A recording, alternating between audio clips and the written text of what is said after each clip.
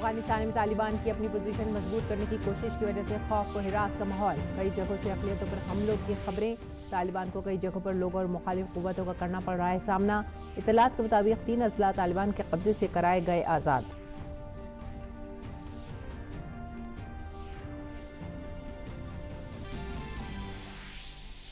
अमरीकी सदर जो बाइडन का अफगानिस्तान की सूरत हाल पर कौम से दूसरी बार खिताब। इनक़ला के अमल को करार दिया पुरखतर। कहा उनकी इंतजामिया हर अमरीकी शहरी और अमरीका की मदद करने वाले 50 से 60 हज़ार अफगानी शहरियों को बाहिफाजत निकालेगी बाहर।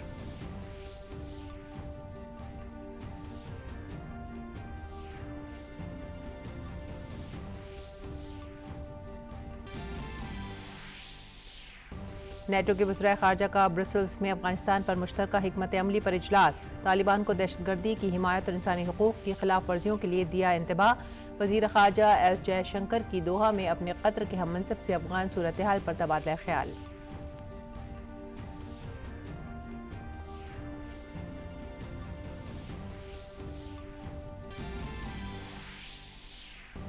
वज़ीर आज़म नरेंद्र मोदी का बयान। तबाहकुन क़ुव्वतों और दहशत की बुनियाद पर कायम सल्तनत का वजूद नहीं है मुस्तकिल। गुजरात के सोमनाथ मंदिर अहाते में कई मंसूबों का वीडियो कॉन्फ्रेंसिंग के जरिए किया आगाज।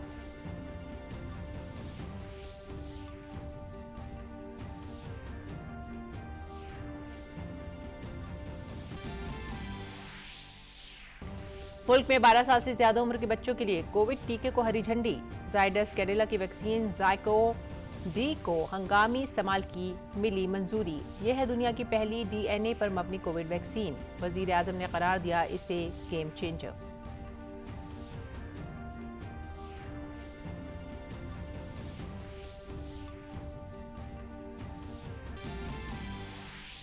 और मरकजी वज़ीर की जन आशीर्वाद यात्रा का सिलसिला जारी। वज़ीर इत्तलात और नशरियात और खेल के वज़ीर अनुराग ठाकुर का हिमाचल प्रदेश के मंडी, धर्मशाला, पालमपुर समेत कई मकामात पर जन आशीर्वाद यात्राओं का प्रोग्राम।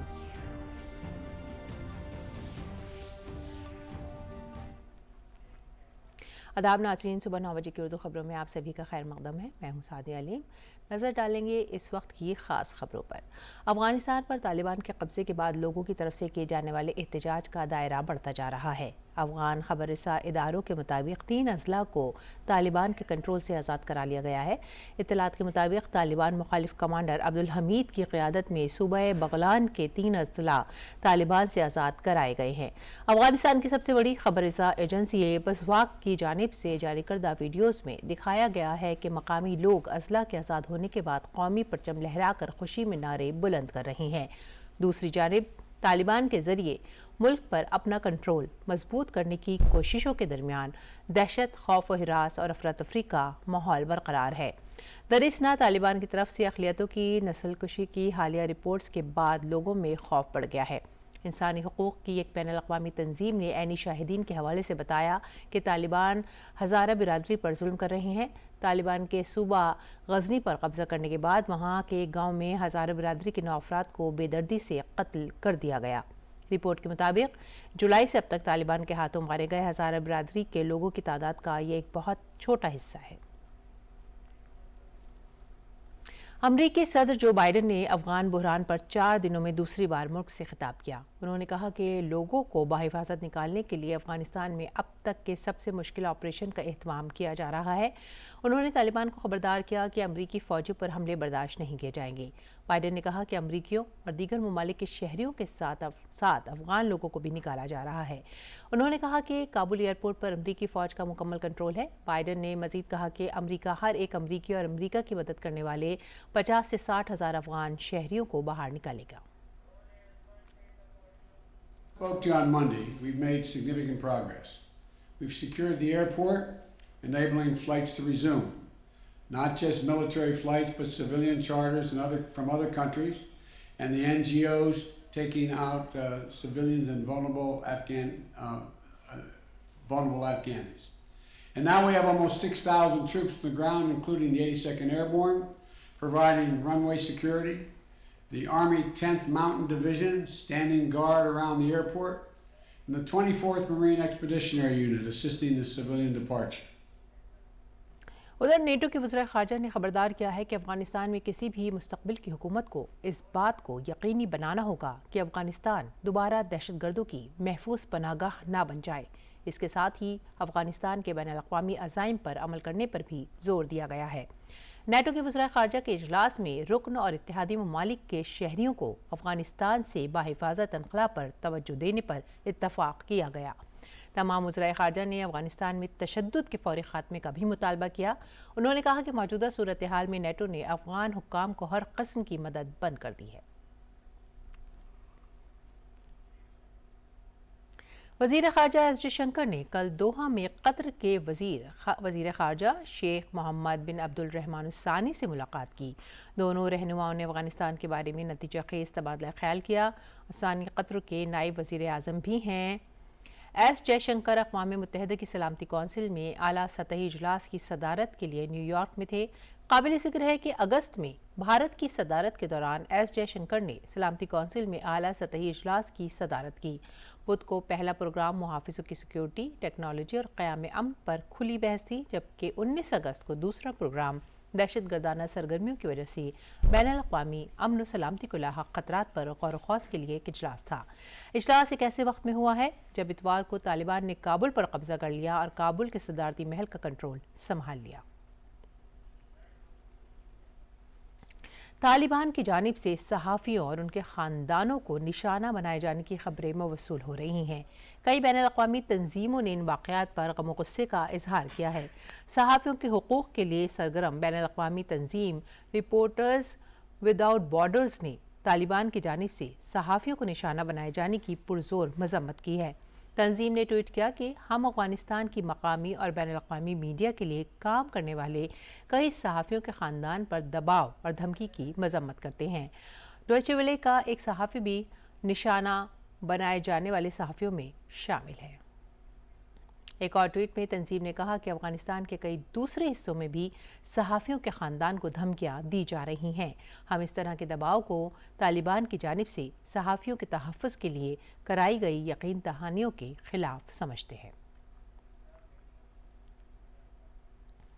वज़ीर आज़म नरेंद्र मोदी ने जुमे को गुजरात के सोमनाथ मंदिर से मुताल्लिक़ एक प्रोग्राम में शिरकत की। इस दौरान वज़ीर आज़म ने कहा कि तबाहकुन क़ुव्वतों और दहशत की बुनियाद पर कायम होने वाली सल्तनत का वजूद मुस्तक़िल नहीं है। जो तोड़ने वाली शक्तियां हैं, जो आतंक के बलबूते साम्राज्य खड़ा करने वाली सोच है, वो किसी कालखंड में कुछ समय के लिए भले हावी हो जाए, लेकिन उसका अस्तित्व कभी स्थायी नहीं होता। वो ज्यादा दिनों तक मानवता को दबाकर नहीं रख सकती। ये बात जितनी तब सही थी जब कुछ आतताई सोमनाथ को गिरा रहे थे, उतनी ही सही आज भी है जब विश्व ऐसी विचारधाराओं से आशंकित है। अगली खबर, ड्रग्स के मेयार को कंट्रोल करने वाले मरकजी इदारे CDSEO ने मुल्क में 12 साल और उससे ज़्यादा उम्र के ज़ुमरे के लिए कैडिला हेल्थ केयर की DNA पर मबनी कोविड-19 वैक्सीन ज़ाइकोवी-डी के इमरजेंसी इस्तेमाल की इजाज़त दे दी है। CDSEO की माहिरीन पर मबनी मशावरती कमेटी ने तीसरे मरहले के क्लिनिकल ट्रायल के अबूरी नताइज का जायज़ा लेने के बाद इसे मंजूर किया है। काबिल ज़िक्र है कि इस वैक्सीन का असर 66.6% है और इसे 2 से 8 डिग्री सेंटीग्रेड दर्जा हरारत के दरमियान महफूज रखा जा सकता है। इस वैक्सीन की 3 खुराकें दी जाएंगी। पहली खुराक दिए जाने के बाद दूसरी खुराक 28वें दिन और तीसरी खुराक 56वें दिन दी जाएगी।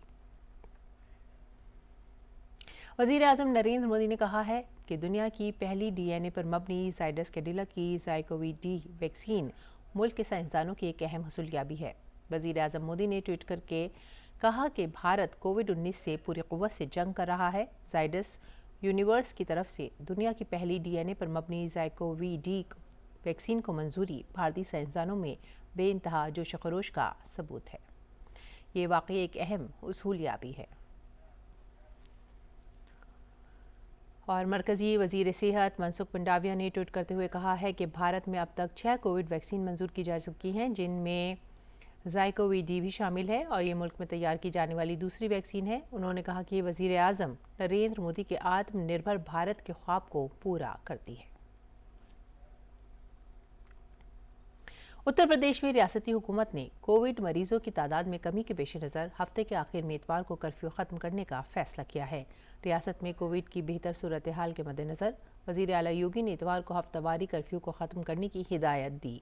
हुकूमत ने मास्क की ज़रूरत, सोशल डिस्टेंसिंग और सैनिटाइजर्स के इस्तेमाल की शराइत के साथ हफ्ते में 7 दिन सुबह 6 बजे से रात 10 बजे तक सरगर्मियों की इजाज़त दी है। सनीचर का कर्फ्यू सिर्फ पिछले हफ्ते हटाया गया था। रियासत के एडिशनल चीफ सेक्रेटरी दाखिला उमूर अविनाश कुमार अवस्थी ने कहा है कि बाज़ारों में हफ्तेवारी पाबंदियाँ नाफिज रहेंगी। और बात करेंगे जन आशीर्वाद यात्रा की। बीजेपी की जन आशीर्वाद यात्रा मुल्क भर में ज़ोर शोर से निकाली जा रही है। इस दौरान मरकजी हुकूमत के 39 नए वज़रा मुल्क के मुख्तलिफ इलाकों में जाकर कारकुनों और आम लोगों से बातचीत कर रहे हैं। इस सिलसिले में मरकजी वज़ीर इत्तलात व नशरियात हिमाचल प्रदेश के मुख्तलिफ इलाकों में दिन भर आवाम से बातचीत करेंगे, जबकि मरकजी वज़ीर तालीम धर्मेंद्र प्रधान और वज़ीर रेलवे अश्वनी वैष्णव ओडिशा के दौरे पर हैं। जन आशीर्वाद यात्रा के दौरान रेलवे के वज़ीर रेलवे स्टेशनों और ट्रेनों में सफ़र करके मुसाफिरों से बराह रास्त बातचीत कर रही हैं, जबकि वज़ीर तालीम धर्मेंद्र प्रधान अपनी वजारत के कामकाज का जायज़ा ले रहे हैं। मरकजी वज़ीर ख़जाना निर्मला सीतारमन आज एक रोज़ा दौरे पर उत्तर प्रदेश की राजधानी लखनऊ जा रही हैं। वो मरकजी और रियासती हुकूमतों के ज़ेर एहतमाम कई प्रोग्रामों में हिस्सा लेंगी। अपने लखनऊ दौरे के दौरान मरकजी वज़ीर ख़जाना निर्मला सीतारमन मिशन शक्ति 3.0 और उभरते सितारे फ़ंड का आगाज़ करेंगी। उभरते सितारे फ़ंड उन छोटी और दरमियानी कंपनियों को दिया जाएगा जो बरामदात पर मबनी काम में सरगर्म हैं।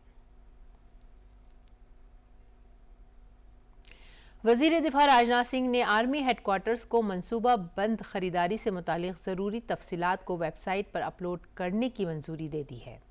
इस मंजूरी की तारीख से एक हफ्ते के अंदर वज़ारत दिफा और आर्मी हेडक्वार्टर्स की वेबसाइट पर अपलोड कर दिया जाएगा। इस फैसले से कारोबार में आसानी होगी और सरमाया के हुसूल के अमल में शफाफियत बढ़ेगी।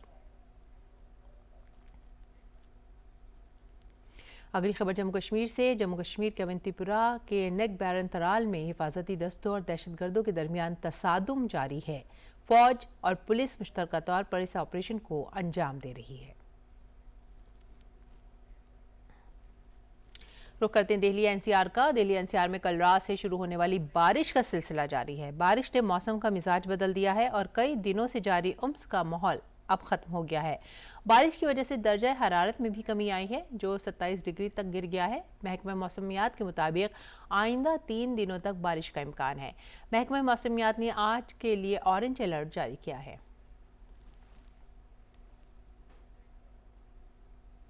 सदर जमहूरिया रामनाथ कोविंद ने ओनम की माक़बल शाम पर सभी अहले वतन को मुबारकबाद पेश की है। अपने पैगाम में सदर जमहूरिया ने कहा कि ओनम के मुबारक मौके पर मैं अपने तमाम अहले वतन बिलखुसूस मुल्क और बैरून मुमालिक में मुकीम केरल के भाइयों बहनों को मुबारकबाद और नेक ख्वाहिशात पेश करता हूँ। खेतों में नई फसलों की कटाई के मौके पर मनाया जाने वाला ये त्यौहार किसानों की अनथक मेहनत और कुदरत के तय शुक्रगुजारी को जाहिर करता है। ये त्यौहार माशरे में हम आहंगी, मोहब्बत और भाईचारे का पैगाम भी देता है। इस मौके पर हम सब मिलकर मुल्क की तरक्की और खुशहाली के लिए मुत्तहिद होकर आगे बढ़ने का अहद करें। और अब खेल की खबरें। खेल की खबरों में उफा रूस में जारी आलमी जूनियर कुश्ती चैंपियनशिप में भारतीय खिलाड़ियों ने अपनी शानदार कारकर्दगी बरकरार रखी है। भारतीय पहलवान संजू ने 62 किलोग्राम और भेड़ी ने 65 किलोग्राम ज़ुमरे में चांदी का तमगा जीता है। हालांकि इन दोनों पहलवानों को फाइनल में शिकस्त का सामना करना पड़ा। काबिल जिक्र है कि भारतीय खवातीन ने कुश्ती के ज़ुमरे में 3 चांदी और 2 कांसे के तमगे जीते हैं।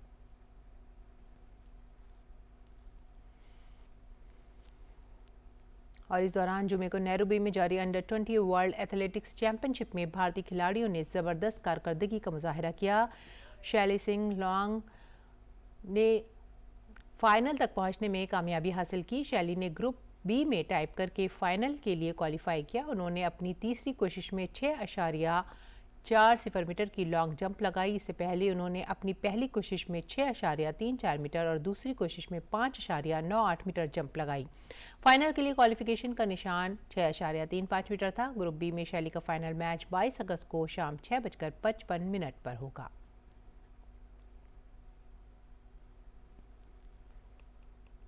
देही इलाकों में लोगों को सेहत की बेहतर सहूलियात फराहम करने के लिए हरियाणा के नूंह जिले में एक जन आरोग्यम केंद्र का इफ्तिताह किया गया है। बिश्नोली सर्वोदय ग्रामोद्योग सेवा संस्थान के जरिए एनटीपीसी की मदद से शुरू किए गए इस मरकज का इफ्तिताह जिला नूंह के deputy commissioner captain Shakti Singh ने किया। पेश है हमारे नुमाइंदे गिरीश निशाना की ये रिपोर्ट। मुल्क के सबसे पसमानदा जिलों में से एक हरियाणा के नूंह जिले के बजड़ा गांव में बिश्नोली सर्वोदय ग्रामोद्योग सेवा संस्थान यानी BSGSS के जरिए नेशनल थर्मल पावर कॉरपोरेशन यानी NTPC की मदद से एक जन आरोग्यम केंद्र कायम किया गया है ताकि BSGSS मकामी लोगों को सेहत खिदमात मुहैया करा सके। हरियाणा में जो डिस्ट्रिक्ट नूंह है वो एक एस्पिरेशनल डिस्ट्रिक्ट है क्योंकि वो बहुत सारे वहाँ पर हेल्थ और एजुकेशन के जो पैरामीटर्स हैं वो कंपैरेटिवली जो हैं बाकी डिस्ट्रिक्टों के मुकाबले में बहुत अच्छे नहीं थे। लेकिन पिछले कई सालों से सरकार के द्वारा और BSGSS जैसी संस्थाओं के द्वारा जब प्रयास किए गए तो इस प्रयास के बाद हम इस नतीजे पर आए हैं कि एस्पिरेशनल सेंटर में जो हमारे हेल्थ के सभी पैरामीटर्स हैं वो आगे से बहुत इम्प्रूव किए हैं। मैं आपको ये भी बताना चाहूँगा कि BSGSS के द्वारा पहले से 2 सेंटर हमारे जिला नूंह में चलाए जा रहे हैं। नूंह जिले के deputy commissioner captain Shakti Singh ने इस जन आरोग्यम केंद्र का रस्मी तौर पर इफ्तिताह किया। इस मौके पर गांव के लोगों के लिए मुफ्त सेहत जांच कैंप का भी इनेकाद किया गया। इसमें मैं तो धन्यवादी हूँ BSGSS का बरनौली सेवा समूह का और NTPC का जिन्होंने अपने CSR एक्टिविटीज़ के अंदर ये क्लिनिक यहाँ दिया है। ये पिछड़ा हुआ इलाका है नूंह का और यहाँ पर हेल्थ सर्विसेज की बहुत ज़रूरत है and the kind of dedicated team that I see here very sure कि यहाँ के लोगों को इससे बहुत लाभ मिलेगा। डोर स्टेप पे उनको हेल्थ सर्विसेज मिलेंगे। जैसे आप देख रहे हैं बहुत से पेशेंट बैठे हैं, बच्चे बैठे हैं और ओवरऑल हेल्थ जो है अगर महिला की और बच्चे की हेल्थ इंप्रूव होती है तो पूरे परिवार को उसका लाभ होता है। NTPC इसी बिश्नोली ग्राम औद्योगिक सेवा संस्थान में ये प्रोग्राम कार्यक्रम कर रहे हैं। इसमें NTPC under CSR activity 47.7 lakhs इसको अलोकेट किया। इसी प्रोग्राम में हम लोग को जोड़ने में NTPC को बहुत खुशी हुई और इसी प्रोग्राम में साहब बताया DC साहब ऐसे हम लोग ये महिलाओं और बच्चों को हेल्थ का और हाइजीन का बहुत लाभ मिलेगा इन लोग को। जन आरोग्यम केंद्र की इफ्तिताही तकरीब के मौके पर BSGSS के जरिए NTPC की CSR पहल के तहत इस मुफ्त कैंप में बजड़ा गांव के लोगों ने डायबिटीज, एनीमिया और हाई ब्लड प्रेशर की स्क्रीनिंग कराई। भारतीय स्वस्थ हो इस संकल्प की राह पे अग्रसर आज नेशनल थर्मल पावर कॉरपोरेशन जो एक गवर्नमेंट की पब्लिक सेक्टर अंडरटेकिंग और हमारी संस्था बिश्नोली सर्वोदय ग्रामोद्योग सेवा संस्थान ने एक और मील पत्थर भारत के सबसे पिछड़े जिले में नूंह में स्थापित किया है।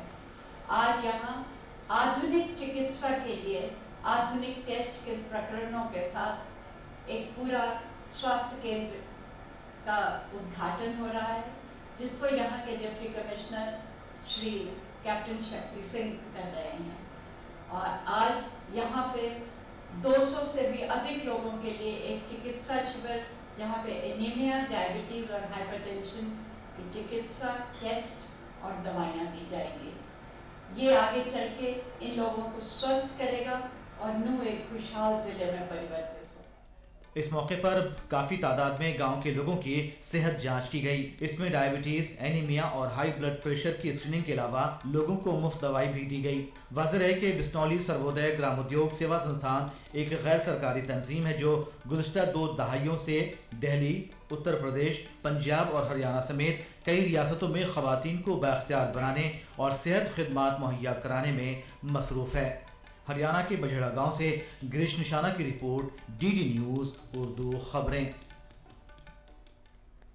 और आइए रुख करते हैं महाराष्ट्र का। महाराष्ट्र के बुल्ढाना जिले में जुमे को स्टील की ढलाई में लगे एक ट्रक के सड़क पर बने गड्ढे की वजह से पलट जाने से मरने वाले मजदूरों की तादाद 15 हो गई है और 2 जख्मी हुए हैं। सदर जमहूरिया, नायब सदर और वजीर आजम ने इस हादसे पर अफसोस का इजहार किया है।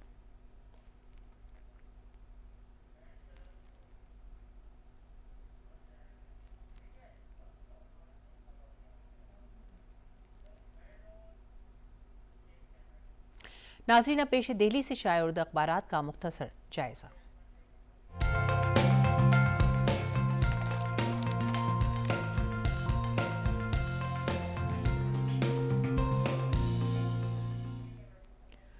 अखबारात के जायज़े में जो सबसे पहली खबर है वो है रोज़नामा राष्ट्रीय सहारा से। इसमें जो सुर्खी बनाई है वज़ीर आज़म नरेंद्र मोदी का बयान है, जो अक़ीदत को दहशत गर्दी से हराया नहीं जा सकता। वज़ीर आज़म नरेंद्र मोदी ने सोमनाथ मंदिर के असर-ए-नौ तामीर कॉम्प्लेक्स के इफ्तिताह के मौके पर ये कहा।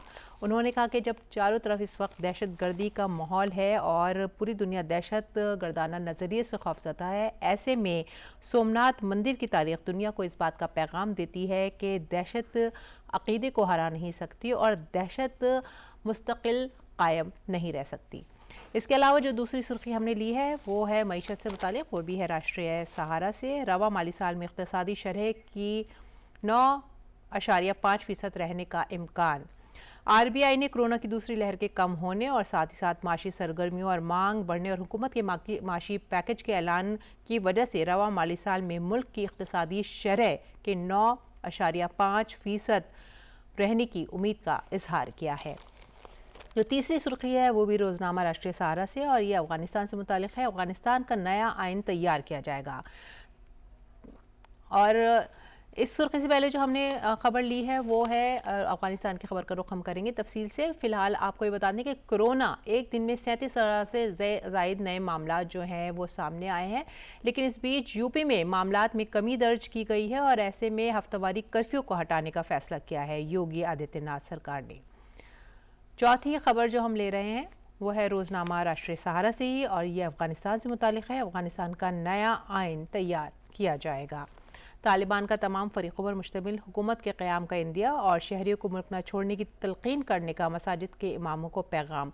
लेकिन इस बीच वहाँ पर पूरी दुनिया की नज़र है और तालिबान के रवैये को देखते हुए और वहाँ पर दहशत के माहौल को देखते हुए तमाम नेटो के वज़ीर ख़ारजा और अमरीका के साथ साथ बरतानिया, साथ साथ हिंदुस्तान भी तशवीश में है कि वहाँ पर तालिबान हुकूमत के क़याम और तशद्दुद को किस तरह से रोका जा सके। आगे बढ़ेंगे अखबार मशरिक़ की तरफ और इसमें अखबार मशरिक़ ने जो खबर ली है वो है OBC से मुतालिक आइनी तरमीम कानून पर सदर की मोहर। सदर जमहूरिया ने रियासत को बाइख्तियार बनाने वाले आइन के 105वीं तरमीमी एक्ट को मंजूरी दी है। अगली खबर जो है वो भी है अखबार मशरिक़ से और ये उन लोगों के लिए है जो ताजमहल का दीदार चांदनी रात में करना चाहते हैं। आज से चांदनी रात में ताजमहल के दीदार को इजाज़त मिल गई है। कोरोना के दौरान 1 साल से बंद रात में दीदार की जो इजाज़त थी अब उसको दोबारा से असर-ए-नौ खोल दिया गया है। तो ये था उर्दू अखबारात का मुख्तसर सा जायज़ा और मौसम का हाल।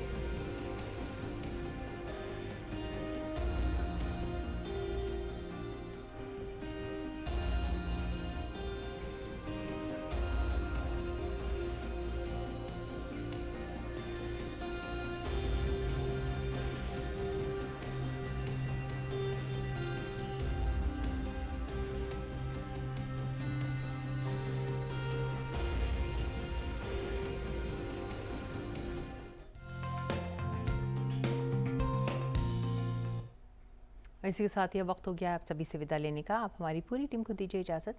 आदाब।